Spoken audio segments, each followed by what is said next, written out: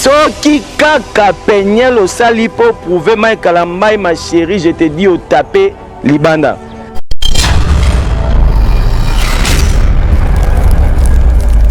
Na condamné Peniel était dans sens ni. À ce moment Peniel a vivre sur Mike Kalambai était. Basé sur na bolingo Mike Kalambai était. Malgré nan ba signer document ya divorce té ya bango mi balé mais séparation ya corps ba sala yango déjà bango mi balé.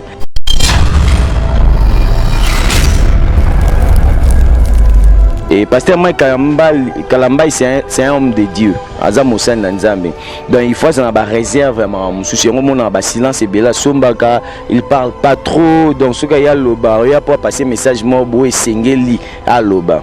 Peniel, on peut dire qu'il a pressé parce que non ba si procédure té. Mais quand même quand je le dis, les gens battu monsieur sont des bazana, bo excuser vraiment, les gens battu monsieur sont des bazana, ceux qui a bêti une semaine à coucher dans mobile, tout la mois si tu as bien té. Les gens battu monsieur sur un mois ça coucher dans moi si ton mobile tu as bien té. Les gens ba sentiment na ye yanzoto, ceux qui paient ça Peniel, ceux qui paient Peniel paye le courant matakaye, tu peux tomber kakaye. Et linga akara la kana mobile, ce que tu lo banini parce qu'il y a passé Mike Kalambai, bah ça déjà la séparation encore. Parce que Peniel Ndazana Maïna Makila, pasteur Mike Azana Maïna Makila, ndenge bazana ba sentiment na bango étant que ba ime, étant que ba tubayo quand appelle ba sentiment ya nzoto. Et puis je suis bango déjà temps. Na mutu na bango déjà ba yebi kende bazana bango mi ba osani ni ba ozasu esika morote. Je vite compris que c'est celle qui Peniel Sanini a posté ba vidéo à l'accès mobile na ye ba sa ba bolingo na bango na mobile na ye je te dis novela c'est quoi ça bolingo Peniel na mobile na sikawana niveau zo mema bolingo wana donc novela ce que ba fanda ba zo bango ndi ba comme ça bango novelas.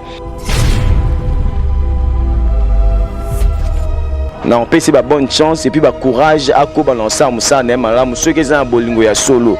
Mais ceux qui ont bolingo ya solo, ceux qui ont par exemple Peniel a fait ça pour prouver Mike Kalambai, pour payer ça Mike Kalambai passe, pour relaxer qu'elle est capable de rejoindre mobile ya kitoko, lokola yé.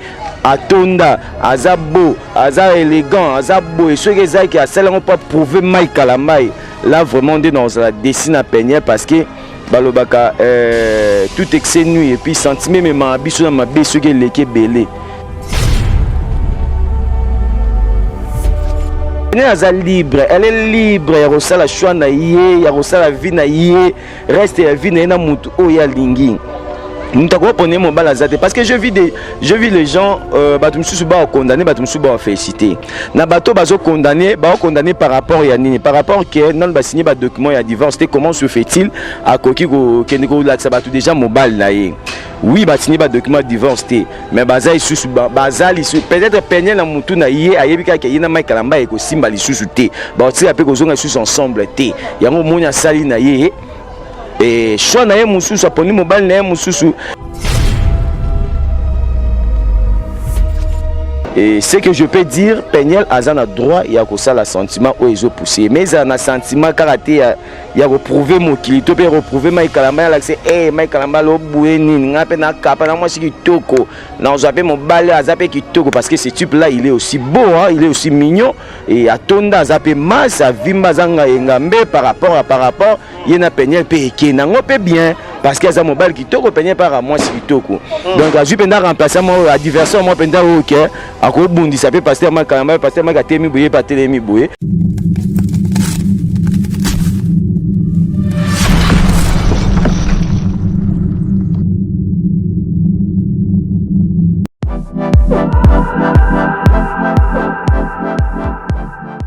J'ai le plaisir de vous annoncer la vente en ligne de ma collection Kofi Olomide.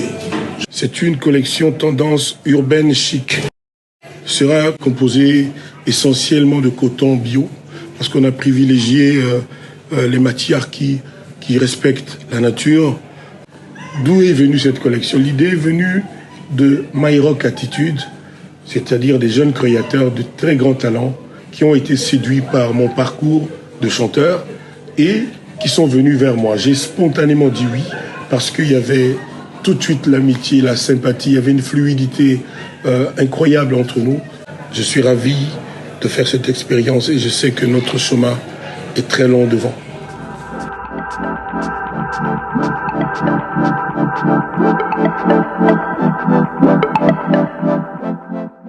Bana Europe, bana Asie, bana ya monde entier, bana Amérique, na bengi sibino le 13 mars oyo.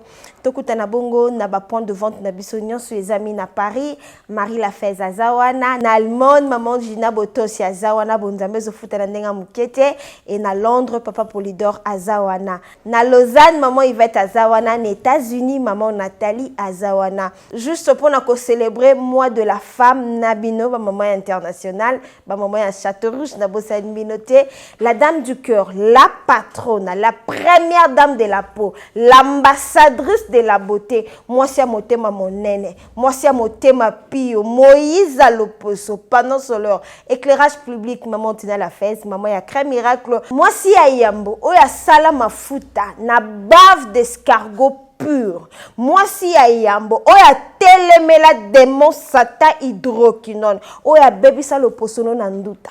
Oya bebisa le posono na bouton, oya bebisa le posono na cancer, oya bebisa le posono na non-uniformité du temps, ozaka na première vitiligo, nga maboko ezotela te, nga makolo etelaka te, nga ba genou nange yinda, maman Tina la fez alobi yaka.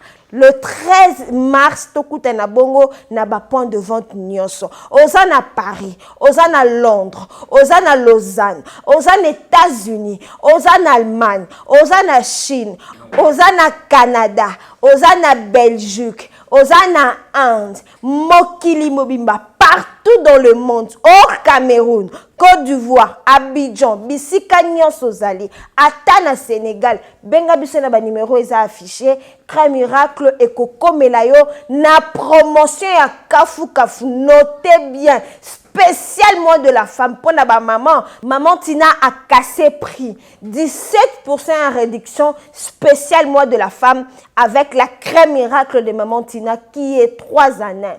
Ça te traite, s'embellit ta peau et puis ezako rajeunir le sous posonayo. Nulle part ailleurs qu'en Afrique cargo avec la dame du Caire à Bengisibino, Boya et Belé, problème na yo et kozwa solution. Yakana mikumba o hydroquinone na tikela yo. Ezala banda bo mwana, tona kimukolo yo o nano baby te yo peyaka. Ozaka na ndeko albinos, ndeko na nyoka makana vitiligo. Oyoka mingi, osalela mingi, omona pe mingi, opakola bipakola pakola. Mais na domaine ya cosmétique, dermatologue, azalaka kaka moko, l'unique, le sel, le vrai, l'original maman Tina la fesse na Crème Miracle, fait à base de la bave d'escargot pur. Akayemoko. Notez bien, réduction est à 17%. Partout dans le monde, le 13 mars, tokozalawana pona kozela bino, bobenga biso, bokomela biso, balobi bonne fête de mois de la femme na Crème Miracle. Esposo mona, esposo yoka, bomade awa toza yama Nicole Malonga.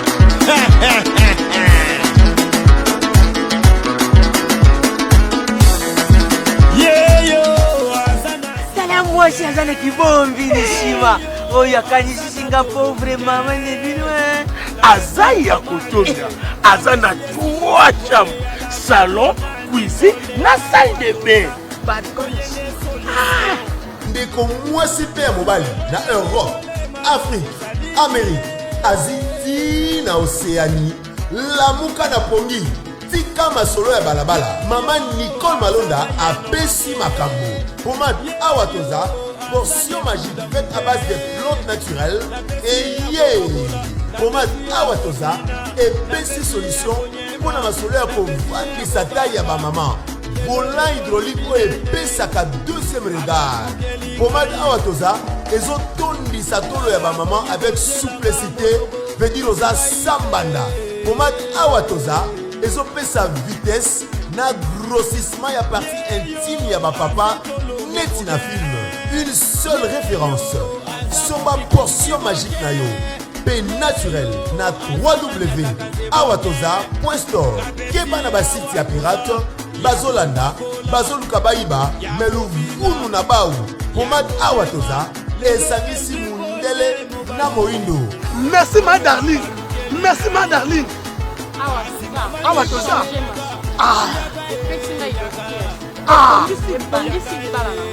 Na awa toza. Ba mama ba sepeli, ba papa ba sepeli. Yaga Manicole yaga Manicole la bakola.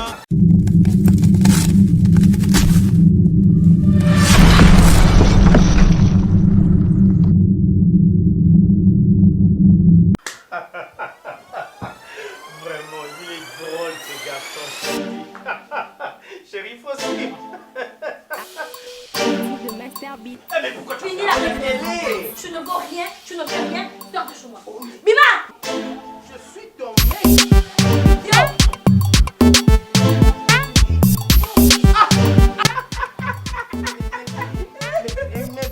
Mais pourquoi vous rigolez? N'est-ce pas que je t'avais demandé de partir? Qu'est-ce que tu fais ici? Qu'est-ce que tu fais ici? Chérie, hier, tu disais, tu donnais des éloges. Mais c'est toi qui as fini toutes mes forces, chérie. Allez, je suis là. Tu ne vaux rien. Je vous envie. Je vous envie, mon amour. Chérie. Oh, mon ami. Voisin. Mais voisin, entre nous soit dit, mais coloniaux son amour n'a qu'on a moi si na yo ya munene, bolé kaka pourtant yo zanzoto miki, excusez-moi, bolé kaka toujours en harmonie, boza ko seka menga, monsi nanga, quel que soit munene nanga, awuti ko benga nanga libanda. Je sais pas, c'est quoi ton secret? Mon secret n'est pas vraiment un secret. Ah bon? C'est un secret de Polichelek. Contrôle technique. Oh, contrôle technique. Contrôle technique. Oh, bah tiens, on a mis tout kayango. Contrôle technique fait à base de plantes naturelles, moringa, tangawizi et aloe vera. Contrôle technique et bon ici les bananas. Olingi contrôle technique aya na banda la Doula avenue Kimvula 130. Numéro na moi ya téléphone ezali plus 243 090 71 276.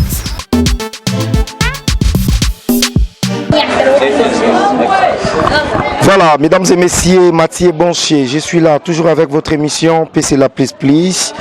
Mathieu Bonchier avec les sujets de Madame Peniel et Mike Kalambay. Donc, sujet OESOP, ça passe inamité, ma Missus PESOP, c'est Sengo. Tout c'est trop, Madame Peniel a sa vie naïe, Mike Kalambay a sa vie naïe. Mais on va parler avec tonton Hervé de la presse congolaise et pourquoi pas moi-même, Mathieu Bonchier, je suis là, 001. Merci à Tracy Mbelenga Pro. Merci aussi à Madame Glody Diasuka et pourquoi pas à topé ça. Bah merci et belé à Patrick Image, lauréat Mibali Ntou Yanjili, papa na Patricia Arota Labiso. Merci à Malela de Londres, les champions. Respect beaucoup à Deborah Bofando, à Matou Idol. Et pourquoi pas à topé ça mbote dans le Ferlandais. Bientôt Sigalo mon vieux. Bah merci et belé. Bah message yaki belé Mathieu Bonchier. Il faut le sujet à Madame Peniel et où pas Nadine Ilodi Antibal, maman la Julia et pas aller à Dimbi maman sociale depuis Ottawa la canadienne maman la Samuel et outi Lisusu et pas y a Rachel Misenga Wani à Ottawa biso depuis Ottawa et respect beaucoup à tout le monde. Donc merci beaucoup, je suis là toujours avec votre émission PC La Please Please. Sam Kunku le nécessaire, il y a Aimé Kunku, Paps Mayavova, Clara Mayavova. Tonton Hervé, santé boni.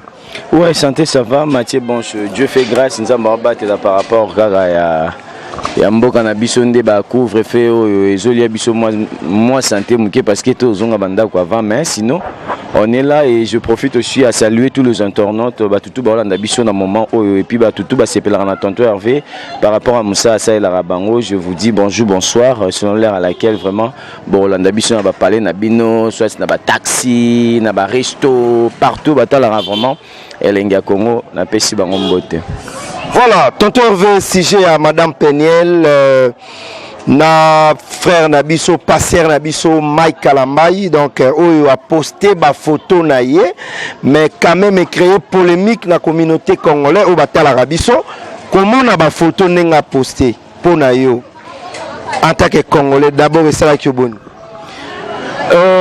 Quand je vis des photos, premièrement d'abord, na fandaki, na celle non analyse, je me pose des questions dans le but. Ah, Peniel a fait ça pourquoi? A posté ma photo pour na nini, a posté ma vidéo pour na nini. Mais quand un peu comme ça, analyse na yo comprendre le moko. Et tu sais, les lots oyo, tu es baki lobby pito, tu es baki Peniel, moi si a pasteur Mike Kalambai. Mais aujourd'hui, tu es baki baza déjà ba procédure, il y a divorce, baza sur son relation entre Bangomi Balé par rapport, il y a oyo komele Bangomi Balé, baza en séparation, malgré nan lo ba signé ba dossier à divorce ba document à divorce non ba signé on mais baza déjà na procédure parce que les deux couples na Bangomi Balé zo simbali sous-soutien.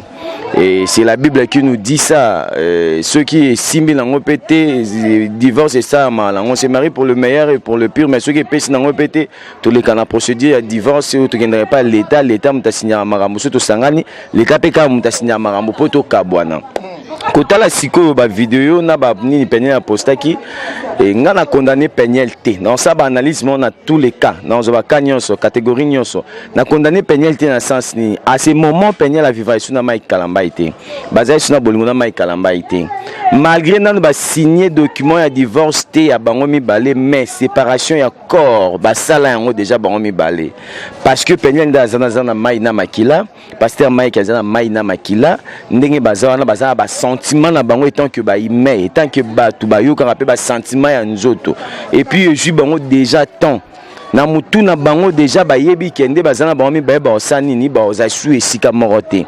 Je vite compris que c'est celle qui Peniel ça nini a posté ba vidéo Alexa mobile na ye ba ça ba bolingo na bango na mobile na ye je te dis novela c'est quoi ça bolingo Peniel na mobile na sika wana niveau zo mema bolingo wana donc novela ce que ba fanda ba zo bango ndi ba comme ça bango novelas na habité siko a ça ngo pourquoi mais je me pose des questions lobby Peniel si réellement à 8 ans naïe il y a qu'on raisonner à 8 ans naïe il y a qu'on étudier maramunyo sona pour que alzwa mobile abimisila biso mobile o yaponi musuni naïe mikuwa naïe mai naïe makila naïe nyonso naïe o ya sepela ko présenter biso eza Joana présenter biso là j'ai dit félicitations ba bonne chance ceux qui ont vraiment par amour vrai. Non, c'est ba bonne chance et puis ba courage à ko balancer musa na malamu ceux qui ont bolingo ya solo. Mais ceux qui ont bolingo ya solo, ceux qui ont par exemple Peniel a fait ça pour na ko prouver Mike Kalambai. Pour na ko pesa Mike Kalambai passe pour na relaxer qu'elle est capable ya rejaper mobile ya kitoko lokola ye atonda azabo aza élégant azabo et ceux qui a seulement pas prouver Mike Kalambai. Là vraiment dans la dessine à Peniel parce que balobaka tout excès nuit et puis sentiment même abiso na mabe ceux qui leke belé sentiment comment même abiso na mabe ceux qui za bolingo ya solo bravo parce que eza oyo poni bolingo to pe choba sela mututé et surtout ma bolingo penda choba sela mututé parce que baguna nga baguna te ba shwana nga ba shwana te veut dire yo mondo c'est pena oyo c'est veut yo mondo tala oyo moni pena za libre elle est libre ya rosala shwana yé ya rosala vie na yé reste ya vie na mutu oya lingi. Parce que je vis les gens condamnés féliciter na bato bazo condamné par rapport à nini par rapport que non ba signé ba document ya divorce comment se fait-il à koki ko kendiko la ça bato déjà mobile na ye oui ba signé ba document divorce mais baza isusu bazali peut-être Peniel na mutu na ye ayebika ke yina Mike Kalambai ko simba lisusu te ba tira pe ko zonga isusu ensemble te yango monya sali na ye.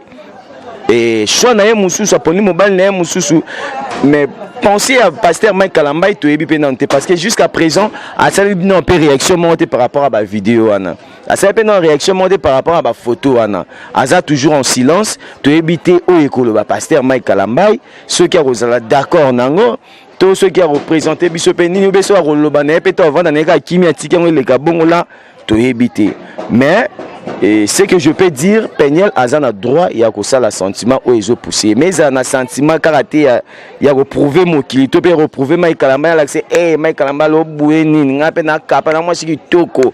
Non, j'ai mon balai à zapper qui toko parce que ce type-là, il est aussi beau, hein, il est aussi mignon.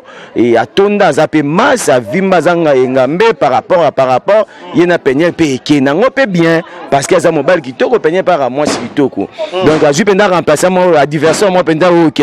À quoi bondi ça peut passer à Kalamba, passer à Magatemi Bouye, pas Télémi Bouye. Mais est-ce que par rapport à Combo, le barrage de Peniel, jusqu'à ça, là, il y a comme un Combo, le gars passer à Kalamba. Pour Pasteur Azad déjà reconnu, Pasteur Azad déjà aimé, il faut battre. Tu peux pas l'ingapé, mon bal il y a Peniel loin, mais ce qui Peniel au sali, en pour prouver, j'insiste.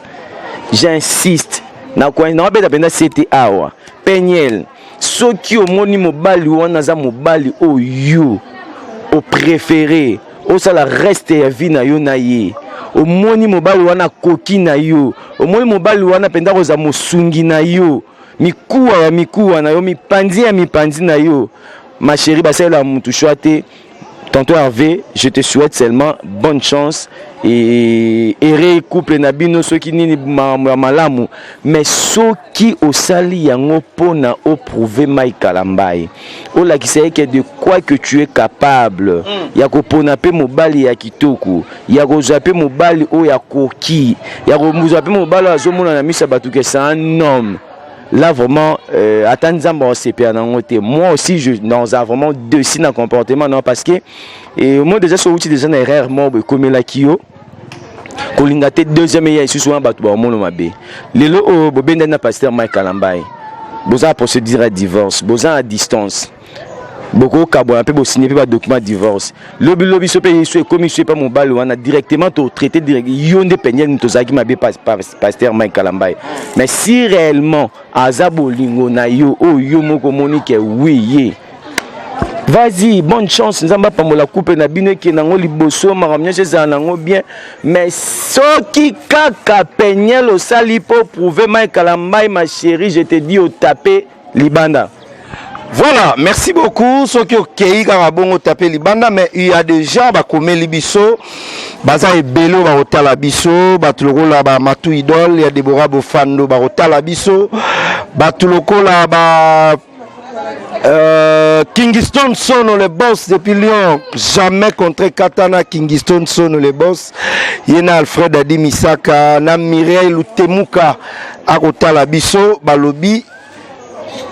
Sœur Peniel a trop pressé parce que Babilo wana basala kabazela raso ki l'état silisi makambo wana mais pourquoi yena nous yena frère Mike Lamba ina bakatité parce que frère Mike paye azana makila azana mai mais pourquoi azape na bateau ba fille et belé balandaka ye maintenant na sala ngote peut-être azela makambo ya divorce na bango batala ningezo kin mais pourquoi wa mimi on a pressé boye ba traiter maman mobulu ba traiter mabe Mathieu Tolobande to zaboye et toyeba na bilongi memité ma toyeba na te et puis biso tout to la mité ma mongote mutu amutazara na ba façon na memela bolongo na ye mutu amutazara ba façon na kumbela la vie na ye et pasteur Michael Lambai c'est un homme de Dieu aza mosali na Nzambe donc il faut ça na ba réserve vraiment mususu ngo mona ba silence et bela sombaka il parle pas trop donc ce gars ya loba ya pour passer message mo bo esengeli a loba Peniel on peut dire qu'il a pressé parce que non bah si procédure t mais quand même qu'on se le dise, ils ont battu monsieur Sunde Bazana, bo excusez-moi vraiment, ils ont battu monsieur Sunde Bazana, ceux qui a bêti une semaine à coucher dans mobile, peut-être là moi si t'as eu qu'à bien té, ils ont battu monsieur sur un mois ça à coucher dans moi si t'as mobile, t'as eu qu'à bien té, ils ont bas sentiment na y a un autre, ceux qui payent ça Peniel, ceux qui payent Peniel paye le courant matakaye, tu peux tomber kakaye, et l'inga akara la kana mobile, ce que tu le banini parce qu'il y a passé mal Kambaye, bah ça déjà la séparation encore et bientôt la paix ça la séparation du bien parce que bazara qui va marier ce que tu condamné par rapport à des malgré pressé na est-ce que yango ngana betele c'était dans le baboué ce que ça gasala ngo pas prouver mon kilito pas prouver Michael Lambai wana yena Nzambe na et puis sort na ngo ezala parce que non bah si procédure pourquoi il y a qui directement ko présenter mobile na ye bah signer dans ma documenté que présenter bat mobile pour nanine mais elle est aussi capable de faire tout ce qu'elle veut parce que eza choix naie motema na ende mutelingi Totika le pone à pénalité, totika ko kambavi à pénalité. Peut-être on doit être là pour nous faire juste des conseils. To conseiller, to taliseye tambola bwesala malgré pas conseil to pese azape mutu. So pe senga yoka yoki, so pe senga yoka na ita yoka na iti. Parce que yimo za maître ya vie na ye. Mutu akumba na vie na ye azate. Ceux qui za vraiment réellement moni ki za mobali o ya poni alingi a vivre na ye. Là ngana condamné na mutu te naza contre te pour te dans sa banalisme donc na 4 konozo ba kwenyo so ya ndako. Veut dire que peni aza libre yo ça la choix na ye. Et puis Toropé c'est un conseil par rapport à Asali, c'est trop pressé, Asali yango trop vite. À quoi que nango mbangu bongote parce que ayebi bazano na procédure ya divorce, ayebi moi tant o ba ocho le kanango o na nécessité, yazoko baka toujours na osaba maramba bongo. Et ça n'engage que yé biso to ça biso un problème teto tala kaka sort babi et loko basala ngo na ko prouver to na kopo na ko talisa ba du sort ya kaka o kito mata sort ya kaka. Chose la soréate, on nous mikosi. Ce que c'est la logique des choses, sans prouver les gens, sans comment comme il montre que y a za peine là moi si qui toko, za capable, za ce qui nini, za danger. Là nous avons coupé un bon qui le bosso mais ce que c'est on a pour nous prouver. Yena nzambe na donc on est là juste à pour nous faire ça ba conseil bon. Pour nanga mingi ya lobezate en tout cas. Na opesa bango la bonne chance, ba courage ebele, na couple na bango, ba sa musa na bango ebolingo na bango malamu ba kende liboso parce que za choix na bango mi ba parce que les gars pas accepté malgré na touché no un peu mobile ndambo. Tandis que yo pe oye pas peigner, pour se faire un ticket pe na ensemble, be mobile ye pe pas peigner. Mais ayebi bien que peigner parce que so bi ayebi vie to pe li soleil peigner taza lokuta. Parce que le monde entier, nous tous les Congolais, tu y a une histoire procédure à Pegnel, tu y a une procédure à Pegnel, pourquoi est-ce qu'il y a à Rosa Anini, à Rokende Nango, à la brutalité bongo? Vous comprenez? Il n'y a pas Pegnel. Est-ce que Pegnel a déjà divorce? Ce Pegnel a une procédure. Pourquoi yo mobalo accepté ba présenter au bongo? Pourquoi yo mobalo accepté ba bimisa yo bongo na misu ya batu bongo? Pour nanini? Parce que yebi que moi sinon lingi oyo poni azana na procédure à libala. Yo go accepter bima bon point. Pourquoi ba mona pe yo? Pourquoi comme un star? Pourquoi ba prouver pe ka Mike la mayango? Non. Et ça bon te mais en tout cas maman matché na linga pena na kolobe mingi te to tala nano sort ezala rarati. Je dis que to balancer to jimile non de loin. So pe sort e comme so pe ko maté ah nzambe mo yebi hein. Nzambe mo yebi frère Mike Kalamba courage. Oroma déjà pasteur ya ba Congolais belé pasteur et oyo asela ranzambe na ndenge ya solo. Soki madame Peigné la salinzela na ye bonne chance ba força rabolingote. Mais madame Peigné pour moi vous êtes trop pressé. Il y a l'acception déjà papa en tant que mobali na yo surtout na réseaux sociaux pourquoi? Ceux qui ont un sentiment na yo ya vie na yo, falo sala ngo ya obatama. Tango boko sala divorce monde entier moni que non. Peigné batiki ye boye bakabwani na frère Mike. Né wano ko sala ngo. Mais pour nga vraiment na sepelité puis na condamné. Message à ce qu'on a congolais nyos batali biso. En tout cas, message à ce qu'on a senga ba congolais nyos parce que Peigné c'est notre sœur, pasteur Mike c'est notre frère. Tout ce qui est et si réellement séparation à bango nzambe mutalingi yango tout ce qui est mabondeli les kanakime puis se séparer calmement ceux qui peut peigner mobalo aponi wana eza choix ya nzambe to pe volonté ya nzambe na choix na yemo kwa sepel na mobali to boki ya bango ba fleur bolingwe ke liboso et pasteur Mike Kalamba je peux dire seulement merci d'abord na silence aux aranango, ça montre que tu es un homme de Dieu et ba courage est belé na nyoso zomo nous amu to sana mai na makila penya aza mwasi o vivra kinayo malgré mais nyoso azo sala wana quand même déranger au pe ressort au pe kaka mais aux temps on perd il y a perdre te pétain en bangate balobaka babanga muto azara na mwasi no kala et non ki wa komina ye veut dire que muto banga eza jo aye sike pas Peniel fa banga Mike Kalamba parce que Mike ayebi ba défendre chez Peniel moi mutu so da bazwa te en vendre tamulai et baboti ba sali foyer na bango ba yebani makasi lelo pa ko c'est a ko décider pe boye pas asengi Peniel bolimbisi asengi Peniel bolimbisi ayebi point faible Peniel peut accepter siko suka wapi les gars là c'est ça ngo mona condamné parce qu'il a trop procédé parce que procédure à divorce non incilité mobali ya kala yebi moi c'est bien que yo mutoye ce que le Mike alobi bon pour na prouver garçon oyo azolingo ami monisa na bonde la moi si na ngai na mikita na niveau ya lingaka parce que Peniel tout ma mso ça on peut non pétam suna ba choc ensemble on peut non tout me souvenir na ba passe moi bon Mike a payé par rapport à marambo ekomi abi bona sala on kaka pour l'accepter que ngape na Peniel mais ce qui Mike a mikiti ça abi Peniel qui était ngaka Peniel les gars là suka wapi. C'est ça, mon avis, il ne faut pas être pressé, il faut qu'on analyse des choses. Dans le ballon, chaque fois, même si c'est tout ça, émission, avant de parler, il faut analyser. Les Camerounais, est-ce que c'est vrai et qu'on apporte en plus ou bien qu'on l'a en plus. Il faut que ça analyse. Nous avons la apambola bino. Et Mme Nabino qui est na kimia, tout ça, on a ma bonne délit.